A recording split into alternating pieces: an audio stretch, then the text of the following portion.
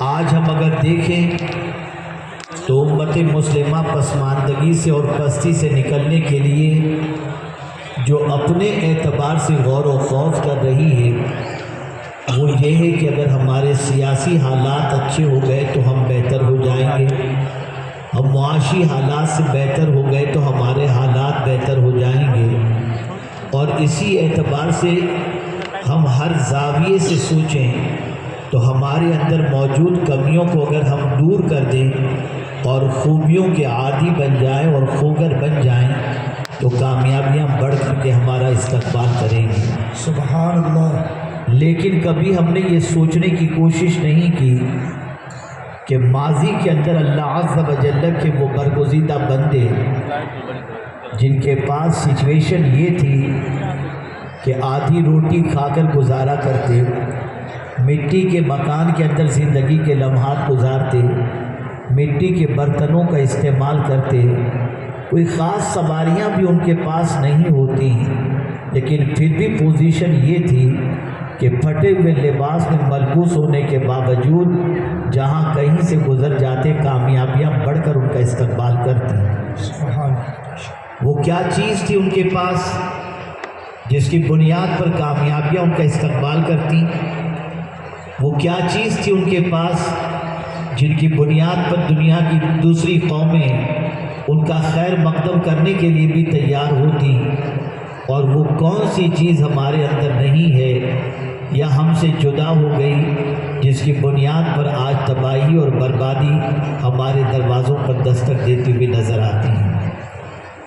اسی کو آقا کریم صلی اللہ علیہ وسلم نے مینشن کیا، اور دنیا کا وہ شخص جو اللہ کی کتاب کو اللہ کی کتاب مانتا ہے اور آخری کتاب مانتا ہے، اس پر پورا عقیدہ رکھتا ہے، یقین رکھتا ہے اور صاحب ایمان ہے، تو آقا کریم صلی اللہ علیہ وسلم نے اسے نسخہ عطا فرمایا کہ اگر تم دنیا کے اندر عروج چاہتے ہو، دنیا میں تم بلندی چاہتے ہو، دنیا میں تم کامیابی چاہتے ہو، تو کامیابی کے لیے اللہ عز و جل نے ایک ایسی کتاب عطا فرمائی جس کتاب کی حفاظت کا ذمہ بھی لیا، اور اس کتاب کی وجہ سے کیا کیا تمہیں نصیب ہوگا اس پر سے پردہ اٹھاتے ہوئے پیغمبر رحمت صلی اللہ علیہ وسلم نے فرمایا ان اللہ یرفع بہذا الکتاب اقواما، کہ بے شک اللہ عز و جل اس کتاب کی وجہ سے بعض قوموں کو بلندی عطا فرماتا ہے۔ سبحان اللہ۔ پتہ چلا یہ کتاب وہ ہے، قرآن مقدس اللہ کی وہ عظیم ترین کتاب ہے کہ اس کتاب کو اللہ عز و جل نے اس خاصے سے نوازا ہے کہ یہ پستی نہیں چاہتی، یہ نیچے رہنا نہیں چاہتی۔ کوئی مسلمان کتنا ہی پاپی کیوں نہ ہو، کبھی یہ گوارا نہیں کرتا کہ قرآن نیچے ہو اور وہ اوپر بیٹھے۔ اس مسلمان کی پوزیشن ہمیشہ یہی رہتی ہے کہ کتاب کی جگہ بلندی سمجھتا ہے اور بلند مقام پر کتاب کو رکھتا ہوا نظر آتا ہے۔ آپ اپنے گھر کا جائزہ لیجئے، آپ کے گھر میں بھی قرآن شریف آپ کہاں رکھتے ہیں تو آپ قرآن کے لیے اونچی جگہ تلاش کرتے ہیں اور بلند مقام پر قرآن کو رکھتے ہیں۔ مکان میں قرآن رکھنا ہو تو بلند مقام پر، اسی طریقے سے دکان میں قرآن رکھنا ہے تو بلند مقام پر۔ پتہ چلا اللہ نے اس کتاب کی یہ خاصیت ہی رکھی ہے کہ یہ نیچے رہنا نہیں چاہتی۔ اب اگر کوئی شخص اس کتاب کو اپنی زندگی میں بسا لے اور اس کتاب کا دامن تھام لے اور اس کتاب کا عمل پیرا ہو جائے تو اللہ کے رسول صلی اللہ علیہ وسلم فرماتے ہیں یہ کتاب جس طرح سے بلندی پر رہنے کے لیے ہے، اپنے عامل کو بھی یہ کتاب بلندی پر لے جا کر کے رہے۔ سبحان اللہ۔ بہت خوب۔ لیکن میرے پیارے آقا صلی اللہ تعالی علیہ وسلم کے پیارے دیوانوں، گھر میں بلندی کا نسخہ موجود ہے، لیکن اس کے باوجود اس کتاب سے رشتہ کمزور ہو چکا، اس کتاب سے تعلق کمزور ہو چکا، اس کتاب پر عمل کمزور ہو چکا، اس کتاب سے ہماری وابستگی کمزور ہو چکی۔ نتیجتاً اللہ کے رسول صلی اللہ علیہ وسلم کے فرمان کی روشنی میں جب اس کتاب کو چھوڑا جائے گا تو اس کتاب کو چھوڑنے کی وجہ سے ایک قوم زوال پذیر ہو جائے گی، پستی کی طرف چلی جائے گی۔ میں پورے یقین کے ساتھ کہتا ہوں بہت سارے اسباب ہو سکتے ہیں ہماری پستی کے، لیکن ساتھ ہی ساتھ اس سبب سے بھی ہم روگردانی نہیں کر سکتے۔ قرآن سے تعلق کو توڑ دینا، قرآن سے رشتے کو کمزور کر دینا، یہ ہماری تباہی اور بربادی کا سب سے بڑا سبب ہے۔ اس لیے کہ اس کتاب کی وجہ سے اللہ عز و جل بلندی عطا فرماتا ہے، عزت عطا فرماتا ہے، کامیابی عطا فرماتا ہے۔ یہ وہ کتاب ہے جو صرف زمین کے اوپر کامیابی اور بلندی نہیں عطا کرتی، جس کے سینے میں یہ کتاب ہو اور جس کی زبان پر یہ کتاب ہو اور جو اس کتاب کا عامل ہو، قیامت کے دن اللہ اس کتاب کے عامل سے بھی فرمائے گا اقرا ورفع، قرآن پڑھ اور بلندی پر چڑھتا چلا جا۔ سبحان اللہ، سبحان اللہ۔ جب یہ کتاب ہمیں آخرت میں بھی بلندی عطا کرتی ہے، دنیا میں بھی بلندی عطا کرتی ہے، پھر کیا وجہ ہے کہ ہمارا تعلق اس کتاب سے بالکل کمزور ہے؟ مجھے حیرت ہوتی ہے، لاؤ دنیا میں کوئی ایسی کتاب جس کے اندر سارے موضوعات پر گفتگو کی گئی ہو۔ اللہ اکبر۔ میں قرآن کی روشنی میں کچھ عرض کرنے سے پیشتر عرض کروں، ہم جب قرآن کہتے ہیں تو کبھی قرآن مجید کہتے ہیں، کبھی قرآن پاک کہتے ہیں، کبھی قرآن کریم کہتے ہیں۔ آپ ذرا سوچو، اس قرآن کو قرآن پاک کہا جاتا ہے، یہ پاک کتاب ہے۔ اللہ اکبر، اتنی پاک کتاب کہ جس کی کوئی انتہا نہیں۔ اور جب اللہ نے اس کتاب کو نازل کرنا چاہا تو ایسی جگہ کا انتخاب فرمایا جس جگہ سے زیادہ پاک کوئی جگہ ہے ہی نہیں۔ اللہ کے رسول کے قلب اطہر کا پروردگار نے انتخاب فرمایا کہ مصطفیٰ پیارے کے قلب اطہر سے پاک کوئی دوسری جگہ ہو ہی نہیں سکتی۔ اللہ نے اس کتاب کو پاک رسول کے پاک قلب اطہر پر نازل فرمایا۔ اور پھر آپ دیکھیں تو صحیح، جیسے ہی انسان کی توجہ ہوتی ہے میں قرآن چھوں، میں قرآن پڑھوں، میں قرآن کو اپنا ہاتھ مس کروں، تو پہلے قرآن کہے گا ذرا اپنے وجود کا احتساب کر لے، یہ پاک کتاب ہے، تو پاک ہے یا نہیں؟ ذرا دیکھ تو لے تیرا غسل صحیح ہے یا نہیں۔ اگر غسل صحیح نہیں ہے، وضو نہیں ہے، تو اس کتاب کے قریب مت آنا، اس کتاب کو ہاتھ نہ لگانا۔ آپ اندازہ تو لگائیے کتنی عظمت والی کتاب ہے کہ چھونے سے پہلے بھی پاک ہونا پڑتا ہے۔ لا یمسہ الا المطہرون۔ آپ اندازہ لگائیں، نازل ہوئی پاک دل پر، کتاب بھی پاک، اور اس کو چھونے والے کو بھی اپنے وجود کا احتساب کرنا پڑے گا کہ یہ ہمارا وجود پاک ہے یا نہیں۔ پتہ چلا اس کتاب سے جو تعلق رکھتا ہے اسے پاک رہنا ضروری ہے۔ اب میں آپ سے پوچھنا چاہتا ہوں، اے رسول اعظم صلی اللہ علیہ وسلم کے دیوانوں، یہ کتاب بھی پاک، اور صرف اس کتاب کی صلاحیت یہ نہیں ہے کہ یہ کتاب خود ہی پاک ہے، بلکہ اس کتاب کی طاقت بھی اللہ نے یہ رکھی کہ یہ کتاب پاک کرنے والی بھی کتاب ہے۔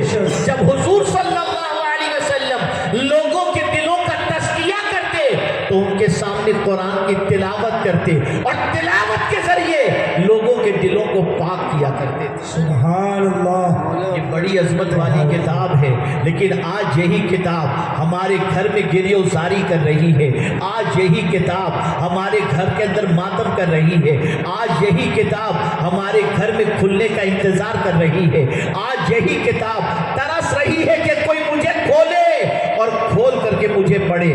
میں اگر رسول اعظم صلی اللہ علیہ وسلم کی حیات طیبہ کے مختلف پہلو کو دیکھوں، اللہ اکبر، یہی مصطفیٰ جان رحمت صلی اللہ علیہ وسلم ہیں جن کو کتنا ستایا گیا۔ اللہ اکبر، مکے میں بہت ستایا گیا، راستے میں پتھر رکھے گئے، کہ راستے کے اندر کانٹے بچھائے گئے، پشت انور پر اوجڑی رکھی گئی، لفظوں کے تیر چلائے گئے، یہ سب کچھ ہوا، یہاں تک کہ ہجرت بھی کرنا پڑا۔ لیکن جب پیغمبر رحمت صلی اللہ علیہ وسلم کی حیات طیبہ کے اندر اگر میں شکوے کو تلاش کرتا ہوں کہ کبھی حضور صلی اللہ تعالی علیہ وسلم نے پتھروں کے عوض میں شکوہ کیا کہ یہ کیسے ظالم لوگ ہیں کہ تیرے نبی پر پتھر برساتے ہیں، یہ شکوہ مجھے کہیں نظر نہیں آیا۔ ہجرت فرما رہے ہیں تو سرکار شکوہ کر کے نظر نہیں آتے کہ یہ کیسی ظالم قوم ہے جو مجھے یہاں سے مکے سے نکلنے کے لیے آمادہ کر رہی ہے اور نکل مکے سے جانے کو مجبور کر رہی ہے۔ اللہ اکبر، آپ آپ اندازہ لگائیں پشت انور پر اوجڑی رکھی جا رہی ہے، سرکار شکایت نہیں کرتے۔ چہیتی بیوی کا انتقال ہو جاتا ہے، سرکار شکایت شکوہ نہیں کرتے۔ اللہ اکبر، چہیتے چچا کا انتقال ہو جاتا ہے، شکایت نہیں کرتے۔ اللہ اکبر، اتنی ساری چیزوں کے ہونے کے باوجود آقا کی زبان پر کوئی شکوہ نہ کوئی حدیث میں بتا سکتا ہے، نہ کوئی اور کتاب میں بتا سکتا ہے کہ سرکار صلی اللہ علیہ وسلم نے شکوہ کیا ہو۔ بیٹیوں کو طلاق دی گئی، شکوہ نہیں کیا۔ اللہ اکبر، بیٹے انتقال کر گئے، شکوہ نہیں کیا۔ لیکن ہاں شکوہ کیا تو ایک ہی چیز کا شکوہ کیا، ایک ہی چیز کا شکوہ۔ بظاہر یہ شکوہ اس قوم سے متعلق تھا جو قوم قرآن کو نہیں مان رہی تھی، لیکن اگر آج عمومی معنی کے اعتبار سے دیکھا جائے تو ماننے والوں کی زندگی بھی ایسی ہی بن چکی ہے۔ کیا شکوہ ہے؟ تو قرآن کہتا ہے وقال الرسول یا رب ان قوم اتخذوا هذا القرآن مہجورا۔ آقا کریم صلی اللہ علیہ وسلم عرض کرتے ہیں اے اللہ یہ میری قوم کو کیا ہو گیا کہ اس نے قرآن کو چھوڑنے والا بنا دیا۔ اے رسول اعظم صلی اللہ تعالی علیہ وسلم کے دیوانوں، اس قرآن کو مسلمانوں نے اس طریقے سے فراموش کر دیا ہے اور اس طریقے سے چھوڑ دیا ہے کہ شاید 11 مہینے کے بعد ماہ رمضان ہی کے اندر اس کتاب کو کھول کر پڑھنے کا جذبہ پیدا ہوتا ہے، ورنہ پورے 11 مہینہ قرآن کہاں پڑھا ہوا ہے خیال تک نہیں۔ اور پھر ساتھ ہی ساتھ اس کتاب کو یا تو ثواب کمانے کے لیے یا ثواب پہنچانے کے لیے استعمال ہوتا ہے۔ نتیجتاً اللہ عز و جل کی رحمت جس طریقے سے ہم پر نچھاور ہونی چاہیے ویسی نہیں ہو پا رہی ہے، اس لیے کہ اللہ کی رحمت نازل کب ہوگی، اللہ کی رحمت کے حقدار ہم کب بنیں گے، اللہ کی مہربانی کے حقدار ہم کب بنیں گے۔ آئیے میں آپ کو اسی کتاب کے حوالے سے سمجھاتا ہوا چلوں۔ اللہ سے دریافت کرتے ہیں اے میرے کریم تو بتا اس کتاب کی شان کیا ہے، اس کتاب کی عظمت کیا ہے؟ تو میرا مولا ارشاد فرماتا ہے وَهَذَا كِتَابٌ أَنزَلْنَاهُ مُبَارَكٌ، سبحان اللہ، یہ کتاب اس کو ہم نے نازل کیا اور یہ برکت والی کتاب ہے، بے شک یہ برکت والی کتاب۔ کتنی برکت، ایک حرف پڑھو تو 10 نیکیاں مل جاتی ہیں۔ کتنی برکت، جس گھر میں ہو اس گھر میں خیر و برکت، جس دکان میں ہو وہاں برکت، بچی کو شادی میں دے دو وہاں برکت۔ اللہ اکبر۔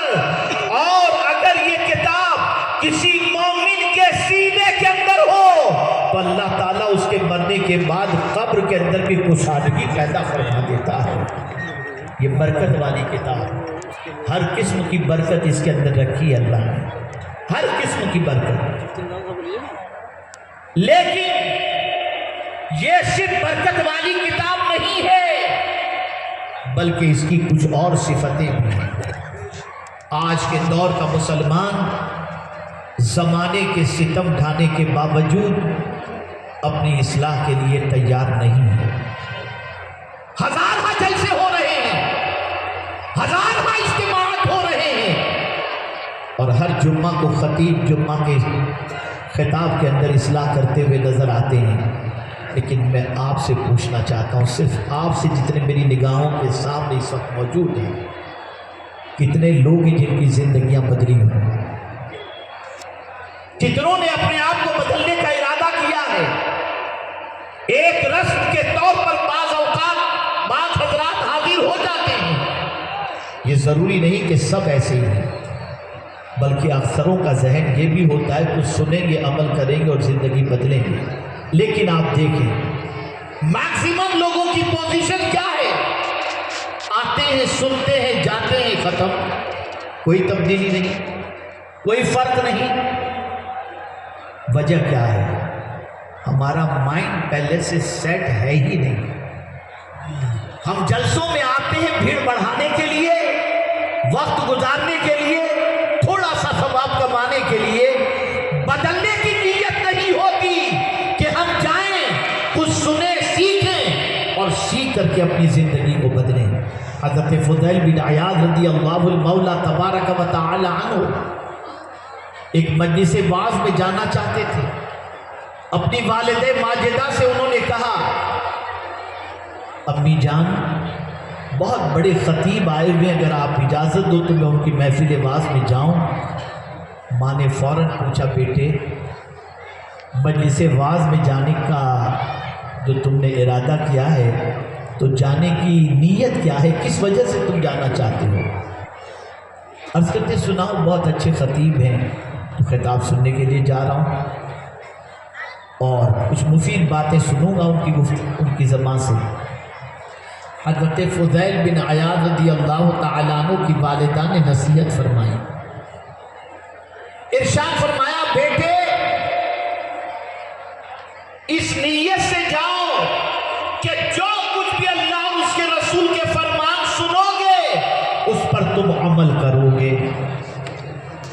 اگر یہ نیت کے بغیر جاتے ہو تو وہاں جا کر کچھ سنو گے، سن کر کے عمل نہ کرو گے تو جان بوجھ کر کے عمل نہ کرنا اور مسئلے کو جان کر کے عمل نہ کرنا گناہ میں گرفتار ہونے کے مترادف۔ جی سر، اگر یہ جلسے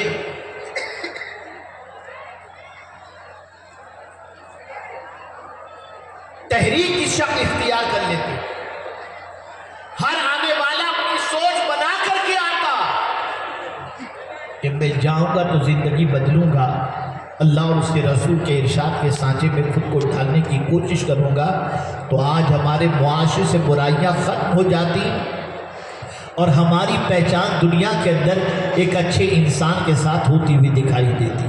لیکن ہمارا ارادہ کچھ ایسا ہوتا ہی نہیں، آ جاتے اللہ ماشاءاللہ، میں سب کی بات نہیں کر رہا، تو عرض یہ کر رہا تھا دنیا کا ہر مسلمان چاہ رہا ہے اللہ اس پر رحم و کرم کی بارشیں نازل فرمائے، ہر کوئی اللہ سے رحمت کا طلبگار ہے، ہر کوئی اللہ سے رحمت کا امیدوار ہے، لیکن میں یہاں پر آپ کو بتاؤں میرے پیارے آقا صلی اللہ علیہ وسلم کے پیارے دیوانوں، ایک ہوتا ہے کسی سے دعا کی درخواست کرنا، توجہ چاہوں گا،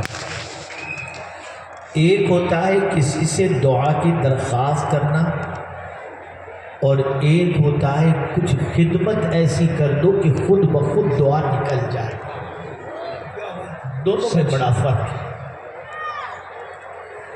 ماں سے آپ کہو ماں میرے لیے دعا کرو، بالکل آپ کو کہنا چاہیے، ماں کی دعا کا بڑا عظیم مقام ہے۔ اپنے والد سے آپ کہتے ہیں ابا جان میرے لیے دعا کیجئے، اور آپ کو بتا دوں باپ کی دعا اولاد کے حق پہ کیا مقام رکھتی ہے جانتے ہیں؟ آقا کریم صلی اللہ علیہ وسلم نے فرمایا باپ کی دعا اولاد کے حق میں وہ مقام رکھتی ہے جو نبی کی دعا امتی کے حق میں مقام رکھتی ہے۔ بے شک، سبحان اللہ۔ باپ سے آپ نے دعا کی گزارش کی، ہاں بیٹا جا اللہ تیرا بھلا کرے۔ ماں سے دعا کی گزارش کی، ماں نے آپ کو دعا دے دی، لیکن ایک ہوتا ہے دعا کی گزارش نہ کرنا، خود بخود دعا دل سے نکل جائے، دونوں میں بڑا فرق ہے۔ ماں سو رہی ہے، آپ جا کر اپنی ماں کے پیر دبا رہے ہیں، سر دبا رہے ہیں، ماں کو سکون مل رہا ہے، بس اس سکون کی بنیاد پر ماں کی زبان سے دعا نکل جاتی ہے، اللہ تیرا سب کام بنا، تیرے سارے کام بنا دے۔ تو اس دعا کے اندر اور دعا کی گزارش میں بڑا فرق ہے۔ آپ نے خدمت ایسی کی کہ ماں کی زبان سے اب خود دعا نکل گئی، اور یہ حدیث شریف سے ثابت ہے صحابہ کرام علیہم الرضوان حضور کی خدمت اتنی کرتے کہ بہت سارے صحابہ کو حضور نے از خود دعا دے دی خدمت کی بنیاد پر، جس کی وجہ سے انہیں بڑا اونچا مقام نصیب ہوا۔ سبحان حضرت اللہ۔ عبداللہ ابن عباس رضی اللہ تعالیٰ عنہما کو دیکھو، وہ آقا کریم صلی اللہ علیہ وسلم کی خدمت کیے اور ایسی خدمت کیے کہ رسول اعظم صلی اللہ علیہ وسلم نے قرآن فہمی کے سلسلے میں انہیں ایسی دعا عطا فرما دی کہ صدیاں گزر گئیں، سید المفسرین آج بھی حضرت عبداللہ ابن عباس رضی اللہ تعالیٰ عنہ ہی ہیں۔ بے شک۔ تو ایک ہوتا ہے دعا کی گزارش کرنا، ایک ہوتا ہے خود سے دعا کا نکلنا۔ دونوں میں بڑا فرق ہے۔ ایک ہوتا ہے اللہ سے رحم و کرم کی بھیک مانگنا، اور ایک ہوتا ہے کام ایسا کرو کہ خود بخود رحمت الہی کا نزول۔ اب آئیے میں آپ کو سمجھاؤں۔ قرآن کہتا ہے وَهَذَا كِتَابٌ أَنزَلْنَاهُ مُبَارَكٌ،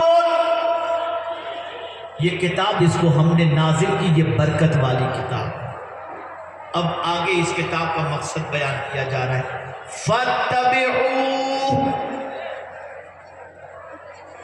اس کتاب کی پیروی کرو۔ یہ کتاب جس کو حلال کہے اسے حلال سمجھو، جسے حرام کہے اسے حرام جانو، جو کرنے کے لیے کہے وہ کرو، جس سے بچنے کے لیے کہے اس سے بچو۔ یہ کتاب صرف ثواب کمانے کے لیے نہیں ہے، بلکہ اس کتاب کے نزول کا ایک مقصد یہ بھی ہے کہ اس کتاب کی پیروی کی جائے، اس کتاب کو مانا جائے، اس کتاب کے آرڈر کو فالو کیا جائے۔ آپ صحابہ کی زندگی اٹھا کر دیکھیے، تابعین اور اولیاء کاملین کی زندگی اٹھا کر دیکھیے، تو ان کی زندگی صرف قاری قرآن کی حیثیت سے نظر نہیں آئے گی، اور نہ صرف حافظ قرآن کی حیثیت سے، بلکہ ان کی زندگی عامل قرآن کی حیثیت سے آپ کو نظر آئے۔ بے شک سبحان وہ اللہ۔ عامل قرآن تھے، کوئی بھی قرآن کا حکم ان کے سامنے آ جاتا فوراً سرنڈر ہو جاتے ہیں۔ اور آج سوچ بنا دی گئی، بڑی معذرت کے ساتھ میں عرض کروں گا، سوچ بنا دی گئی آج ہی کا مسلمان، کلمہ پڑھنے والا مسلمان، قرآن کو اللہ کی کتاب ماننے والا مسلمان، سچی کتاب ماننے والا مسلمان، بے شک علماء سے یہ کہتا ہے مولانا آج کے دور میں قرآن پر عمل نہیں ہو سکتا، معاذ۔ یہ کون کہہ رہا ہے؟ کتاب کو ماننے والا کہہ رہا ہے، قرآن کہہ رہا ہے اس کی پیروی کرو، اور تم کہہ رہے ہو کہ آج قرآن پر عمل نہیں کیا جا سکتا۔ کیا بات۔ کتنی حیرت کی بات ہے، کتنے تعجب کی بات ہے۔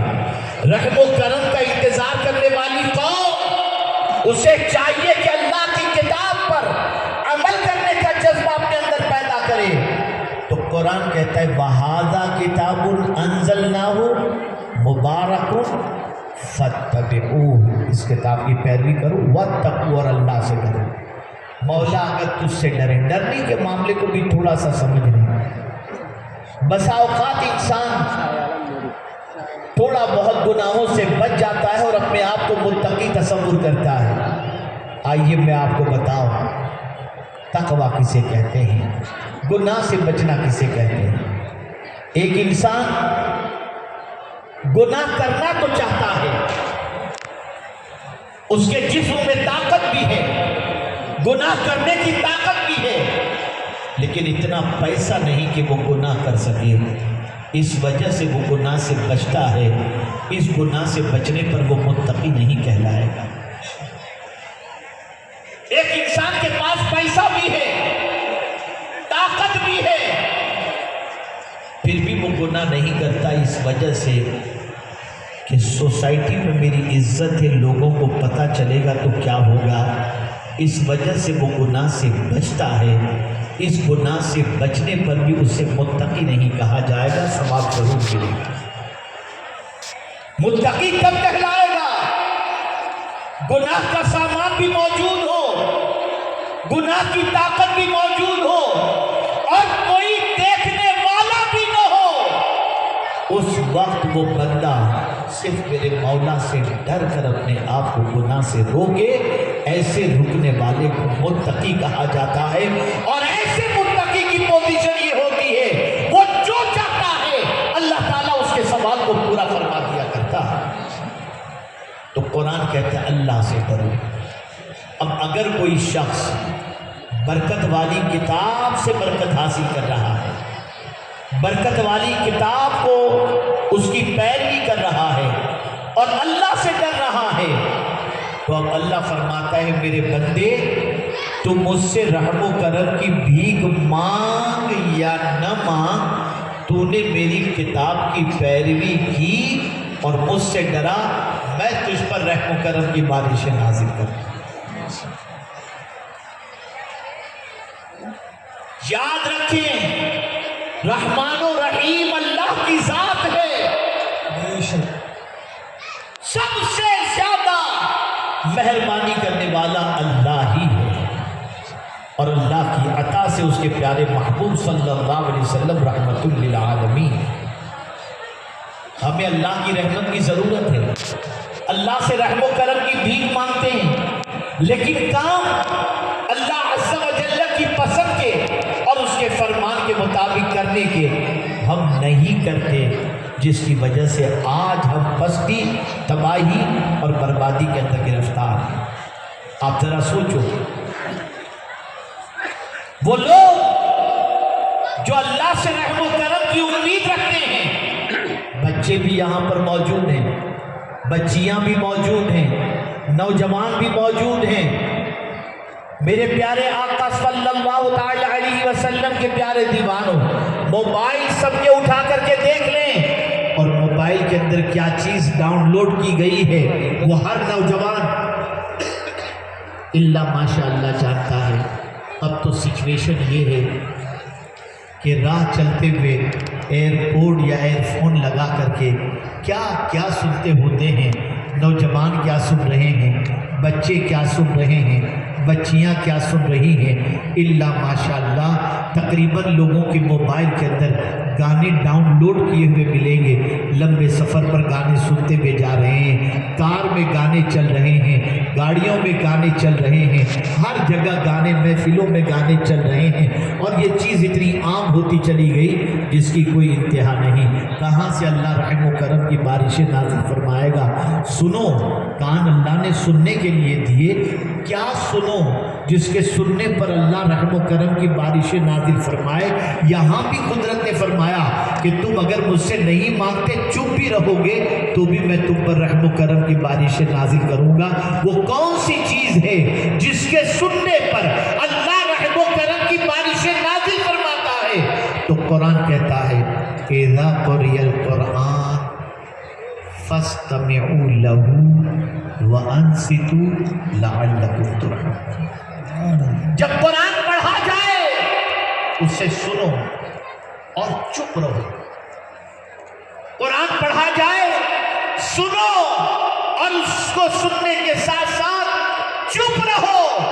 اگر تم نے یہ دو کام کر لیے، اے سننے والے، غور سے قرآن سننے والے اور چپ رہنے والے، تو نے اللہ کا کلام سنا، اللہ نے تجھ پر رحم و کرم کی بارشیں نازل فرما دی۔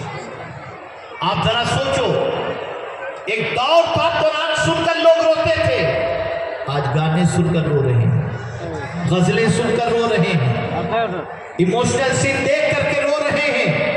عجیب کیفیت بن چکی ہے، اور آج کے دور میں قرآن سننے کا جذبہ اس حد تک سرد ہو چکا کہ رمضان المبارک کے اندر بھی اس نماز کے اندر زیادہ لوگ ہوتے ہیں، اس جگہ تراویح میں زیادہ لوگ ہوتے ہیں جہاں صرف یعلمون تعلمون کے علاوہ کچھ سمجھ میں نہیں آتا، کیا بات ہے، اور جہاں آرام سے قرآن پڑھا جاتا ہو نظر نہیں آئے۔ اور اگر فجر کی نماز کے اندر یا دیگر نمازوں میں امام صاحب اگر قرأت لمبی کر دیں تو ٹرسٹی تک شکایت پہنچ جاتی ہے، امام صاحب تھکا دیتے، یہی کہ شکایت کرنے والا باہر نماز کے بعد گھنٹوں کھڑا رہے گا، اس کے پیر میں کوئی تکلیف نہیں۔ قرآن کی تلاوت شروع ہوتی ہے تو آدمی سوچتا ہے کب یہ بند ہو، یہ حال ہو چکا ہے۔ جو قرآن دلوں کی شفا ہے، اگر وہی قرآن سننے کے بعد ہمارے دل پر بوجھ اور کوفت محسوس ہو تو ہمیں اپنے ایمان کا جائزہ لینا چاہیے کہ کہیں ہمارا ایمان ختم ہونے کے قریب تو نہیں ہے، ورنہ مومن کی شان تو قرآن یہ بیان کرتا ہے، انما المؤمنون الذين اذا ذكر الله وجلت قلوبهم واذا تليت عليهم آياته زادتهم ایمانا۔ مومن تو وہی ہے جب اس کے سامنے اللہ کا ذکر کیا جائے تو وہ کانپنے لگتا ہے، اور جب اس کے سامنے اللہ کی کتاب کی تلاوت کی جائے تو اس کا ایمان بڑھتا چلا جاتا ہے۔ سبحان اللہ۔ قرآن سن کر مومن کا ایمان بڑھتا چلا جاتا ہے۔ تو اگر ایمان نہیں بڑھ رہا اور قرآن سننے سے کوفت محسوس ہو رہا ہے تو سمجھ لینا چاہیے کہ ہمارے سینے میں ایمان ٹمٹماتے دیے کی طرح موجود ہے۔ ایسے ہی اگر مسجد میں دل نہیں لگتا، مسجد کے اندر بے چینی ہوتی ہے، مسجد سے جلدی بھاگنے کا خیال ہوتا ہے، تب بھی سمجھ لینا کہ ایمان کمزور ہو چکا ہے۔ اس لیے کہ سیدنا صدیق اکبر رضی اللہ المولا تبارک و تعالی عنہ ارشاد فرماتے ہیں، جس کسی کا دل مسجد میں نہ لگے اسے اپنے ایمان کا احتساب کرنا چاہیے، اس لیے کہ روئے زمین کی جنت مسجد ہے، اور مسجد میں مومن کا دل لگا کرتا ہے۔ آپ ذرا سوچو، اے رسول اعظم صلی اللہ تعالی علیہ وسلم کے دیوانوں، یہ بہت عظمت والی کتاب ہے، اور اس کتاب کی تلاوت کرنے والا کبھی خسارے میں نہیں رہتا۔ قرآن مقدس میں اللہ نے واضح لفظوں میں فرمایا، ان الذین یتلون کتاب اللہ واقاموا الصلاۃ وانفقوا مما رزقناہم سرا وعلانیہ یرجون تجارۃ لن تبور۔ وہ لوگ جو اللہ کی کتاب کی تلاوت کرتے ہیں اور نماز قائم کرتے ہیں، اور جو کچھ اللہ نے دیا دکھا کر چھپا کر اسے اللہ کے نام پہ خرچ کرتے ہیں، وہ ایسی تجارت کے امیدوار ہیں جس میں کوئی گھاٹا ہے ہی نہیں، بے شک، کوئی نقصان ہے ہی نہیں۔ اے رسول اعظم صلی اللہ تعالی علیہ وسلم کے دیوانوں، قرآن سے اپنے رشتے کو مضبوط کرو، بے شک، قرآن سے اپنے تعلق کو مضبوط کرو۔ یہ کتاب جہاں ہر پریشانیوں کا حل ہے، وہیں پر یہ کتاب جو اسے تھامے گا، یہ کتاب اسے گرنے نہیں دے گی، یہ کتاب اسے بلندی پر لے کر کے جائے گی۔ ہر پڑھنے والے کو، ہر عمل کرنے والے کو، ہر اس کتاب کی پیروی کرنے والے کو یہ کتاب عروج کی طرف لے جائے گی۔ صحابہ کی زندگی کی کامیابی کی وجہ اس کتاب پر عمل اور مدینے کے تاجدار ارواحنا فداہ صلی اللہ علیہ وسلم کی سنتوں پر عمل، یہ چیز تھی جس نے ان کو عروج عطا فرمایا۔ اللہ کے رسول صلی اللہ علیہ وسلم نے واضح لفظوں کے اندر ہمارے عروج و زوال کو ایک ہی حدیث کے اندر پیش کر دیا کہ بے شک اللہ ایک قوم کو بلندی عطا کرے گا اس کتاب کی وجہ سے، اور ایک قوم کو پستی کی طرف لے جائے گا اس کتاب کی وجہ سے۔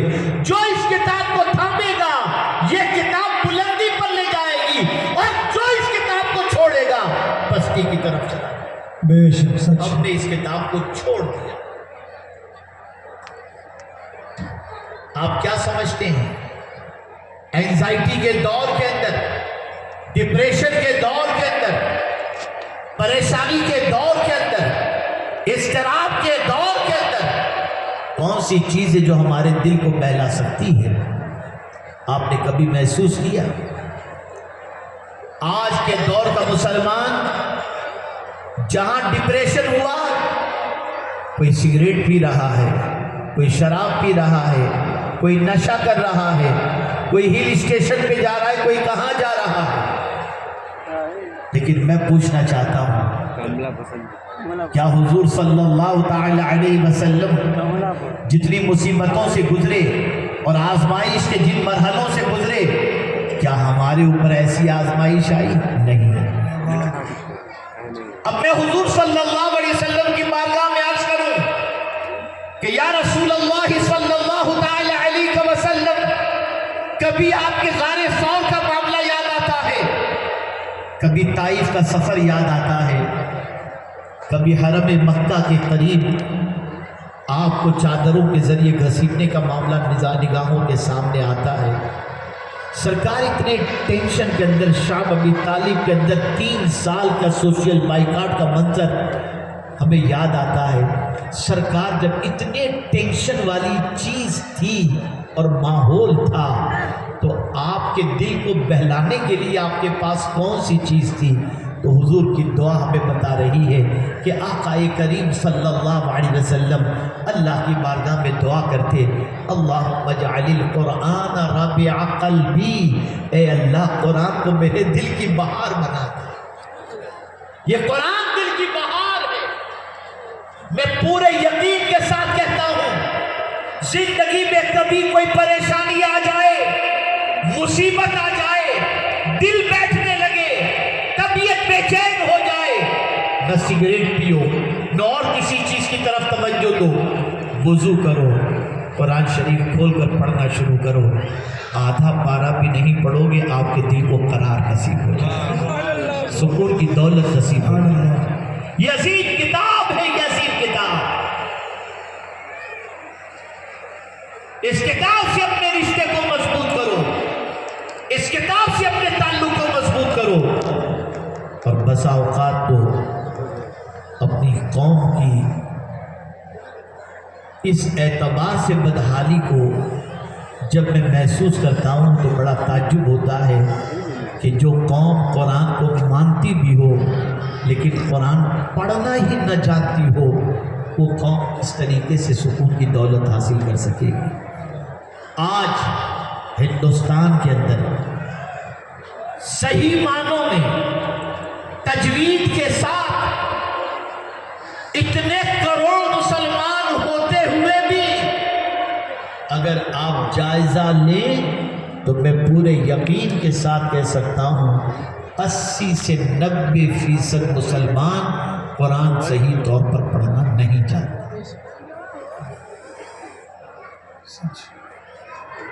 نہیں جانتا قرآن پڑھنا،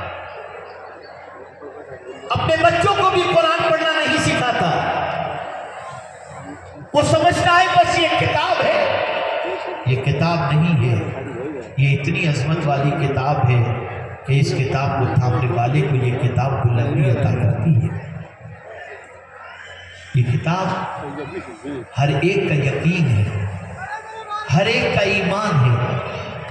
اسی لیے جب کوئی مسلمان انتقال کر جاتا ہے تو کیا کرتے ہیں؟ فوراً قرآن خوانی کا اہتمام۔ لیکن چپتی ہوئی بات میں آپ کو عرض کر دوں، باپ کی قرآن خوانی ہو رہی ہوتی ہے تو بیٹے کو قرآن پڑھنا نہیں آتا، سارے لوگ تو قرآن پڑھتے ہوتے ہیں، یہ بیچارہ کونے میں بیٹھ کر تسبیح لے کر کے پڑھ رہا ہوں۔ جس باپ نے اپنے بیٹے کو قرآن نہیں سکھایا، وہ بچہ اپنے باپ کے مرنے کے بعد قرآن پڑھ کر کے اس کو ایصال ثواب بھی نہیں کر پاتا۔ یہ تو بہت دور کی بات ہوئی جو باپ اپنے بچے کو دین نہیں سکھاتا۔ باپ کی نماز جنازہ کے لیے بچہ کھڑا تو ہے لیکن دعائے میت اسے یاد نہیں ہے، نماز جنازہ کی دعا اسے یاد نہیں ہے۔ کتنے تعجب کی بات ہے، ہم نے سب کچھ تو سکھا دیا اپنی اولاد کو، دین نہیں سکھایا۔ سکھاؤ اپنے بچوں کو دین۔ عرض ہی کر رہا تھا، ہر مرنے والے مسلمان کے انتقال پر قرآن خوانی ہوتی ہے۔ بھئی یہ کیوں قرآن خوانی کر رہے ہیں؟ اس کا ثواب مرنے والے کو جب پہنچے گا تو مرنے والے کو قبر کے اندر فائدہ پہنچے گا، راحت پہنچے گی۔